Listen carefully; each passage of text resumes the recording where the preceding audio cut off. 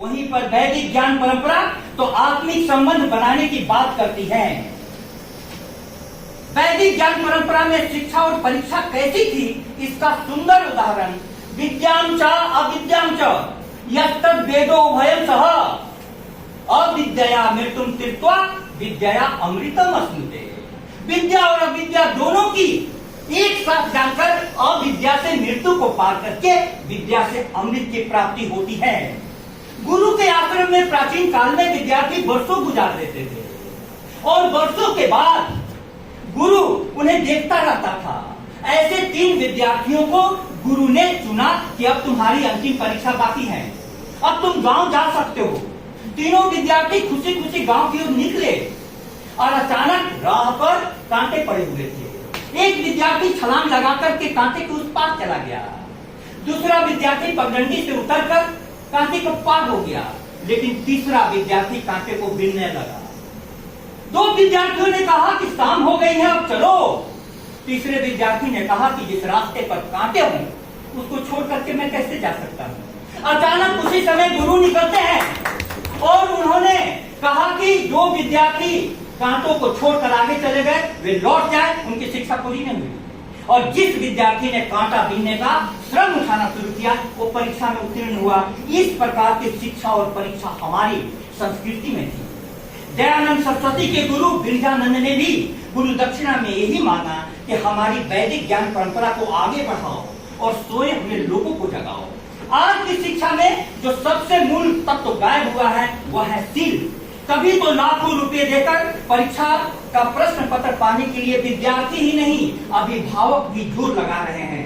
आखिर चरित्र निर्माण वाली शिक्षा के बिना हम कैसे देशभक्त नागरिक पैदा कर पाएंगे।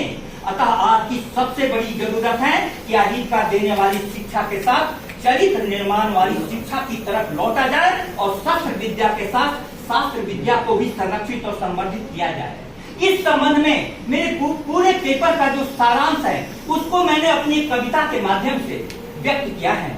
आपकी इजाजत हो तो छोटी सी वो कविता आपके सामने प्रस्तुत करूं।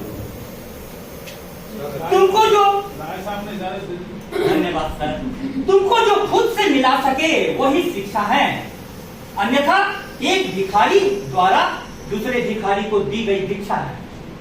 तुमको जो खुद से मिला सके वही शिक्षा है, अन्यथा एक भिखारी द्वारा दूसरे भिखारी को दी गई भिक्षा है। आधुनिक शिक्षा ने हम पर ऐसी मान्यताएं ला दी हैं, हर व्यक्ति खुद से दूर दौड़ रहा पाने को गाती है।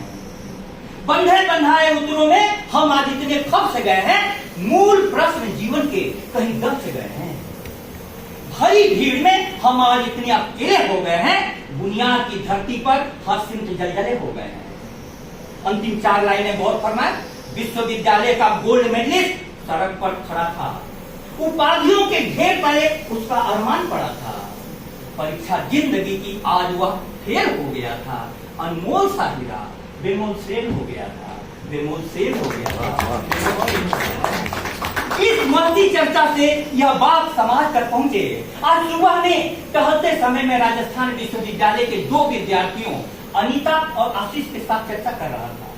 उन्होंने कहा कि हमारे विश्वविद्यालय में गैर शैक्षिक कार्यों में या सामाजिक कल्याण योजनाओं के कामों में स्कूटी स्कॉलरशिप आदि में शिक्षकों को नहीं लगाया जाता, लेकिन यहाँ भी शिक्षक हम पर पूरा ध्यान नहीं देते हैं।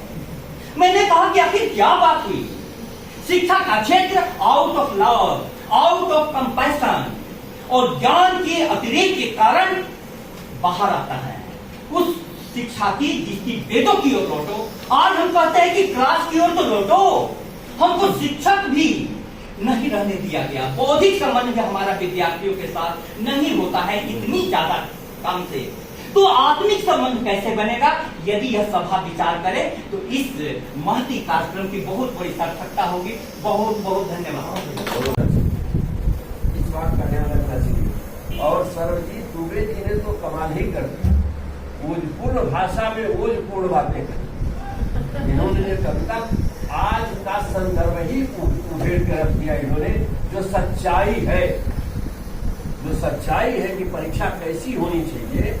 एक राजा का उदाहरण भी इन्होंने दिया कि 3 शिष्य जा रहे थे, अभी व्हाट्सएप पर भी आ जाता है कोई नई कंपनी खुली है, मैनेजर इंटरव्यू लेने के लिए भीतर बैठा है और सीसीटीवी लगा दिया, बाहर का नल खोल दिया है और बल्ब जला दिया।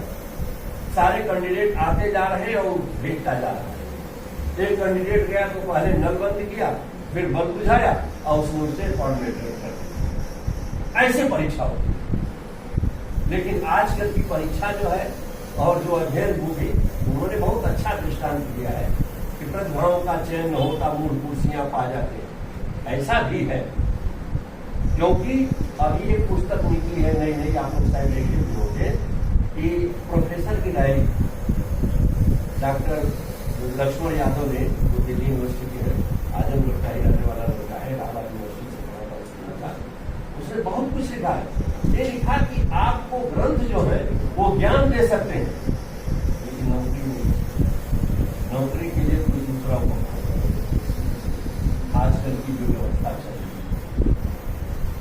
फिर ये प्रमोद वैष्णव जी का था, इन्होंने महर्षि दयानंद की वैदिक मंत्रों की जो भाष्य शैली बताई, उसमें